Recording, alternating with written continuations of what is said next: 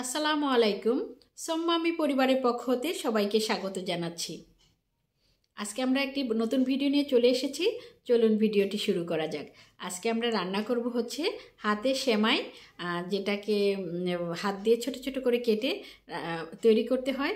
আর শীতকালে এটা একটি জনপ্রিয় একটি খাবার। তো আজকে আমরা সেটাই তৈরি করব। চলুন ভিডিওটি শুরু করা যাক। আমরা প্রথমে চালের আটাকে খামির করে খুব ভালো করে মথে এরকম ছোট ছোট করে লতা আকারে কেটে সেটাকে একটু একটু করে এভাবে করে ছোট ছোট সেমাই করে নিব। তারপরে আমরা একটি পাতিলে আমরা দুধ নিয়েছি প্রায় 3 কেজি মতো।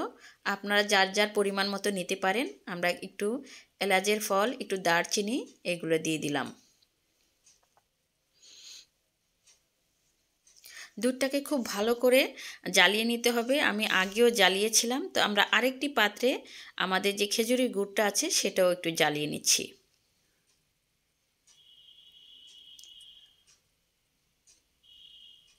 ভালো করে এই গুড়টাও আমরা জ্বালিয়ে নিলাম। এবারে যে আমরা সেমাইগুলো তৈরি করেছি, এটা হাতে কাটা ফল কাটা ক্ষীরও বলে অনেকে, হাতে সেমাই বলে, আমরা হাতে সেমাই বলি, হাতে কাটা সেমাই বলি। দুধটা দেখেন কত ঘন সর পড়ে আছে। ঠিক এরকম করে দুধ জ্বালিয়ে তার মধ্যে আস্তে আস্তে পিঠাগুলোকে ছেড়ে দিতে হবে। একসাথে সব দেওয়া যাবে না, তাহলে অনেক সময় আবার দলা পাকিয়ে যেতে পারে। এজন্য অল্প অল্প করে কিছু কিছু করে দিতে হবে। আমরা ছোটোবেলায় অনেক খেয়েছি এই হাতে কাটা সেমাই। আমাদের মা নানু আমাদের খাইয়েছে, কিন্তু আমাদের সন্তানরা এটা দেখে না এবং ওরা চেনেও না ঠিক মতো। কিন্তু অনেক মজাদার একটি খাবার এবং শীতকালীন একটি খাবার। তো আমরা হালকা করে নেড়ে দিচ্ছি। এর মধ্যে যারা নারিকেল খান তারা নারিকেল দিতে পারেন। আরও অন্য অন্য মশলা যদি কেউ খান তারাও অ্যাড করতে পারেন। এটা চিনি দিয়েও রান্না করা যায়, কিন্তু খেজুরের গুড় দিলেই ভালো হয়। আমরা গুড়টা দিয়ে দিলাম।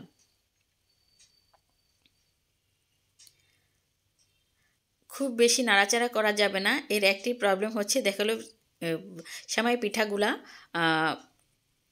গলে গেল। তো যাতে আস্তে আস্তে থাকে, আমরা সেই মেজারমেন্টটাই করছি যাতে আমাদের পিঠাটা আস্তে আস্তেই থাকে। তো এবার আমরা একটি বলে নামিয়ে নিলাম।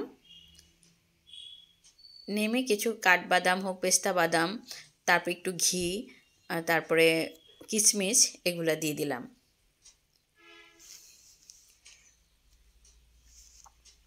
দেখতেও সুন্দর লাগবে, খেতেও ভালো লাগবে।